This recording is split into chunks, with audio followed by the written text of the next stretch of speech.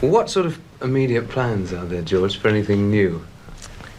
All the time, it doesn't stop. You know, there's, as far as the Beatles go, we've got the Let It Be album, which should be out in about 3 or 4 weeks. It's been held up really because the best way to do it was to put out the film. We're trying to put the film out in about 40 different cities throughout the world all at once, rather than sort of put on a premiere in New York and then let the critics say, oh, well, we think it's this and we think it's that. Well, what's the Beatle film going to be about? The Beatle film is just pure documentary of us slogging and working.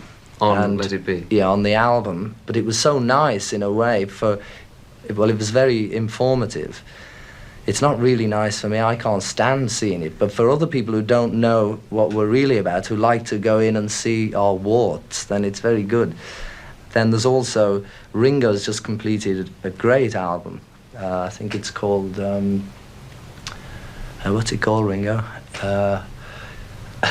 Ringo Sings Ringo? No, it was going to be called Ringo Stardust, but it's not. Sentimental Journey, it's called. And it's all the songs that Elsie and Harry and his uncle and aunties, that's his father and mother, they used to all sing and have parties all the time.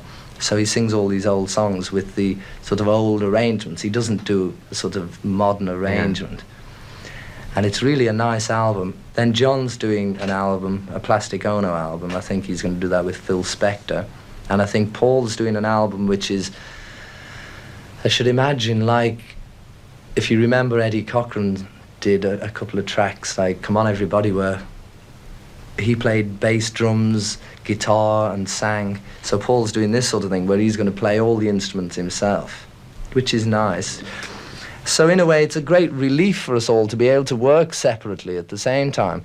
And so maybe if I get a chance, I'd like to do an album as well, just to get rid of a lot of songs. So maybe I'll just do a George album. A George album. And so I'll try and get that together sometime during this summer. And I expect by that time we should be ready to do a new Beatle album.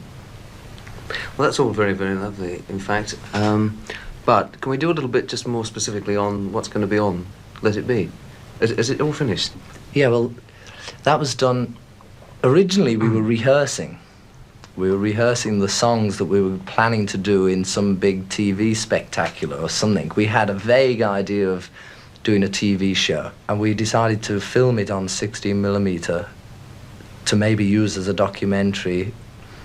And the record happened to be the rehearsal of the record, and the film happened to be, rather than a TV show, it happened to be the film of us making the record.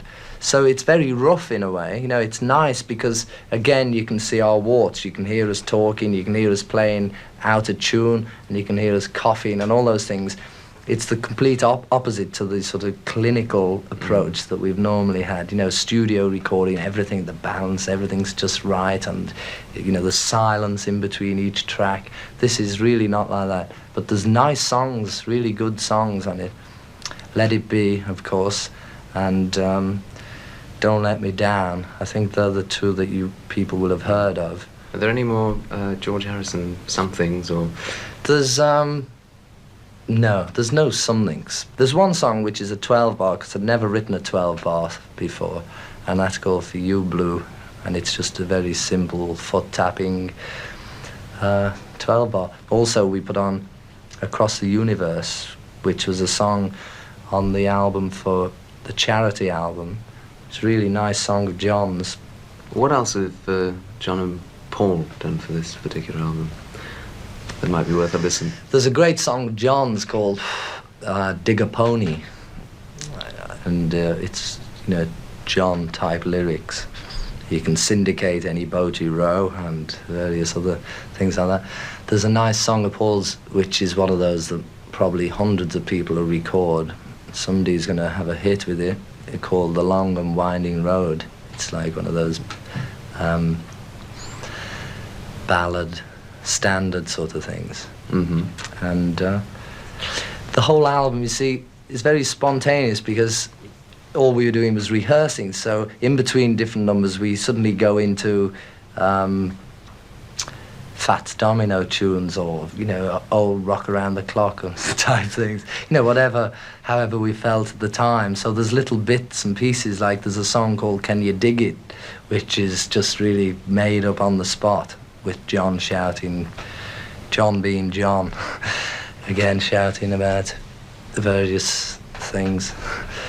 And it's really, you just have to listen to it and make up your own mind. But I think it's very nice. It's a good change, after all those Sgt. Peppers. My attitude when we decided to use it as an album was that, well, people may think we're not trying, because it's really like a demo record. But on the other hand, it's worth so much more than those other records, because you can actually get to know us a bit more. It's a bit more human than the average studio recording. What sort of immediate